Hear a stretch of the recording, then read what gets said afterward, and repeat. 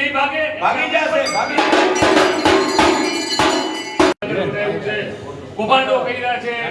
કાયમી એવા લોકોને ઝઘડવાના પ્રયત્ન કરીએ છીએ, સત્તાના નશામાં ચૂર છે એટલે જાગતા નથી. આપણે ચૂંટણીમાં લોકોએ જામનગરની જનતાને જૂઠું બોલીને મત લઈને સત્તા ઉપર બેઠા છે, ત્યારે જામનગરની જે પીડાઓ છે, સમસ્યાઓ છે એને લઈને આજે પ્રથમ નાગરિક જામનગરના આપણા મેયર સાહેબ, જેના વિસ્તારની હાલત પણ એટલી કફોડી છે, ત્યારે જામનગરમાં ખાડા નગર થઈ ગયું છે, ગંદકી નગર થઈ ગયું છે, એ બાબતે આજે મેયરશ્રીને આવેદનપત્ર દેશી અને રાબેતા મુજબ આપણે